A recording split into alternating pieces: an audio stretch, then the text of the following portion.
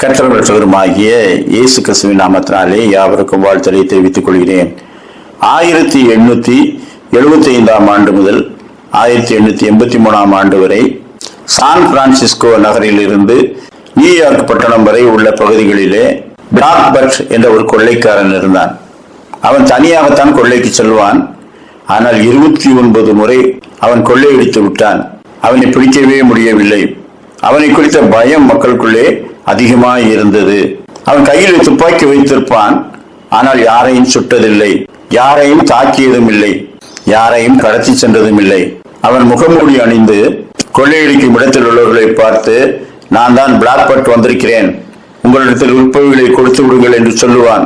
அவன் பெயரை கேட்ட மாத்திரத்திலே நடுநடுங்கி தங்களிடத்தில் இருப்பவர்களை எல்லாம் கொடுத்து விடுவார்கள். எளிதாக அவற்றையெல்லாம் எடுத்துக்கொண்டு அவன் மறைந்து விடுவான். அவன் முகத்தை யாருமே பார்த்ததில்லை.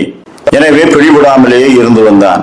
கடைசியாக ஒருமுறை அவன் ஒரு வீட்டிலே திருடிய ஒரு கருவியை அந்த வீட்டுக்காரரின் நண்பரின் கடையிலே கொண்டு போய் விற்க போனான். அப்பொழுது அவருடைய நண்பர், இது நம்முடைய நண்பருடைய வீட்டிலே இருந்த கருவி அல்லவா என்று அடையாளம் கண்டுகொண்டு உடனே போலீசுக்கு தகவல் கொடுத்து விட்டார். போலீஸ் வந்து அவனை கைது செய்து அழைத்து சென்றது. அவனிடத்திலே 29 முறை பிடிபடாமல் எப்படி உன்னாலே எளிதாக கொள்ளையடிக்க முடிந்தது என்று கேட்டார்கள்.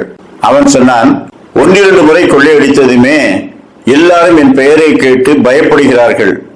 என்னை திருப்பி தாக்கவோ அல்லது போலீசுக்கு தகவல் சொல்லவோ பயப்படுகிறார்கள். என்னை குறித்து ஏதாயிலும் சொல்லிவிட்டால் நான் வந்து அவர்களை கொண்டு விடுவேனோ என்ற பயம் அவர்களுக்குள்ளே இருக்கிறது. இந்த பயத்தை வைத்தே நான் காரியத்தை நடத்தி கொண்டே வந்தேன். இப்பொழுது பிடிபட்டு விட்டேன் என்று சொன்னான். சத்துருவாகிய சாத்தானும் அநேக காரியங்கள் உங்களுக்கு நேரிட்டு விடும். எனவே நீ உலகத்தோடு வாழு. உலகம் என்ன செய்கிறதோ அப்படியே நீயும் செய். தேவகுமாரன் அதை சொல்கிறார், இதை சொல்கிறார் என்று ஒழுக்க நெறிக்கு திரும்பினால் உனக்கு ஆபத்து நேரும். நீ அங்கீகரிக்கப்பட மாட்டாய், நீ பிழைத்துக் கொள்ளவே முடியாது என்று சொல்லி அநேக பொய்களை கொண்டே மனிதர்களை அடிமைத்தனத்துக்குள்ளாக்கி இருக்கிறான். பாவத்தை உதறிவிட்டு மனம் திரும்பாதபடிக்கு மனம் திரும்பினால் இப்படியெல்லாம் கேடு நேரிடும் என்று பட்டியலிட்டு வருகின்றான். மனம் திரும்பியவர்களையும் நீங்கள் மனம் திரும்பி நிலைத்திருக்கலாம் முடியாது, உலகத்தில் தான் வாழ்கிறீர்கள், உலகம் என்னிடத்திலே இருக்கிறது என்று சொல்லி பலவிதமான பயங்களை காட்டி மிரட்டி வருகிறான்.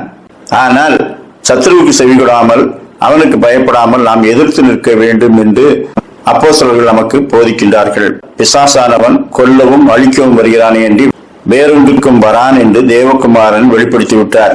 எனவே சத்துருவை நாம் எதிர்த்து நிற்போம். தீமையான செயல்களை செய்ய தூண்டும் போது அவற்றை செய்யாமல் கர்த்தருக்கு கீழ்ப்படிந்திருப்போம். 1 பேதுரு 5:8-9 தெளிந்த புத்தி உள்ளவர்களாய் இருங்கள், விழித்திருங்கள்.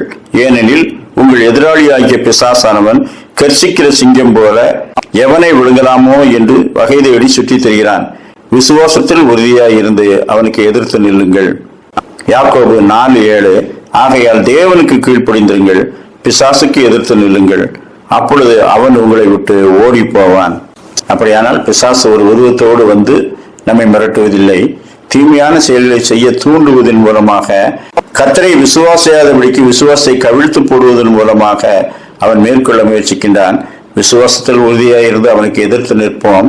உலகத்தில் முடிவு புரியந்தம் நான் உங்களுடனே இருக்கிறேன் என்று சொன்ன தேவகுமாரனை பற்றிக் கொள்வோம். கர்த்தர் தாமே அப்படிப்பட்ட நல்ல சிந்தனைகளை நமக்கு தந்தருள்வாராக. ஆமேன்.